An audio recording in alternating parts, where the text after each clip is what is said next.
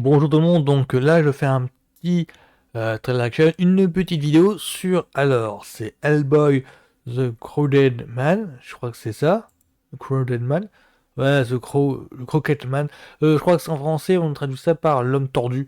Donc il s'agit du quatrième film Hellboy, alors moi j'ai adoré, enfin, si j'ai adoré, les deux premiers c'était de Del Toro, donc forcément j'en suis gros fan. Le deuxième, je me souviens plus de qui c'était. Enfin, il y a eu deux films de Del Toro qui ont eu un succès mitigé. Il y a un troisième film qui se veut le premier reboot. Avec, alors là, j'ai retenu en fait le nom du mec qui joue Hellboy. Alors, dans les deux premiers, c'est Roll Perlman. Non, et le deuxième, avoir incarné Hellboy, donc dans le premier reboot, c'était David Harbour. Que je connais, c'est le shérif Hooper dans Stranger Things.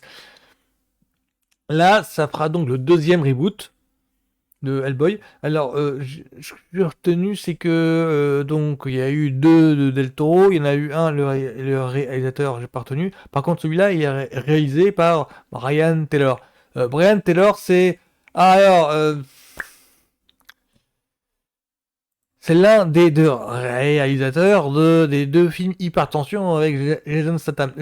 Hypertension, c'est le film où Jason Statham incarne un malfrat, un truand qui se fait avoir à cause d'une drogue, je crois. Enfin, la question, c'est il faut qu'il maintienne euh, son taux d'adrénaline toujours haut pour que la drogue n'agit pas. Je crois qu'il y a un truc dans ce genre-là. Donc du coup, il se met dans des situations improbables de façon à être tout le temps, pas stressé, mais tout le temps plein d'énergie.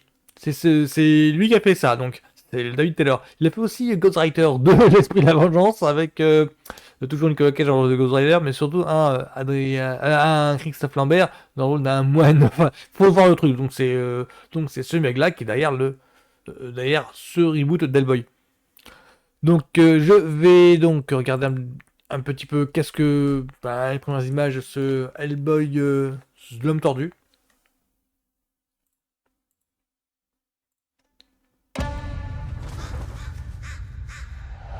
J'ai tué par Entertainment Millennium Media, d'accord.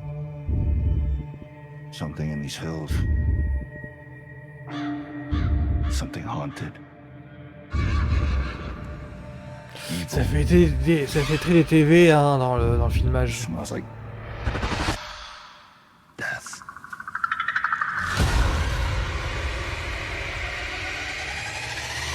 How do you know that? Dark things called dark things. I heard tales about him all my life. Most just called him the Crooked Man.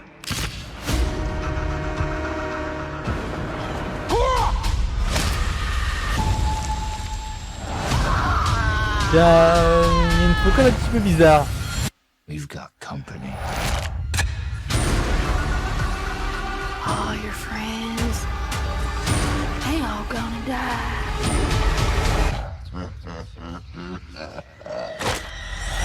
Hellboy, le combat. Ouais. Bizarre, bizarre.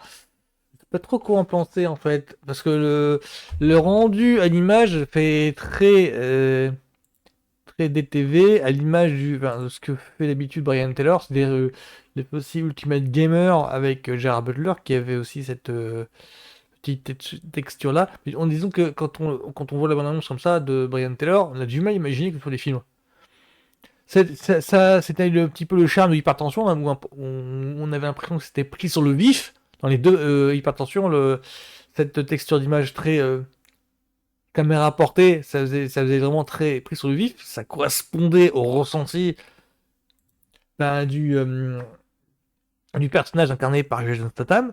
Le problème qu'il y a, c'est que pour Hellboy, je suis pas sûr de ce que ça peut donner. Alors, pour Ghost Rider 2, bah, ça desservait le propos.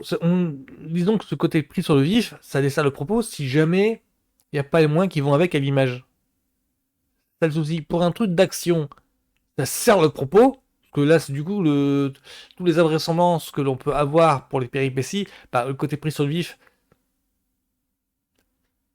c'est pas que ça accentue, c'est que ça scie au mieux ce qu'il y a à l'image en fait. On est pris dans l'action, donc du coup, il y a le suspension de crédibilité qui bah, ce filmage-là, ça aide à entrer dans la fiction.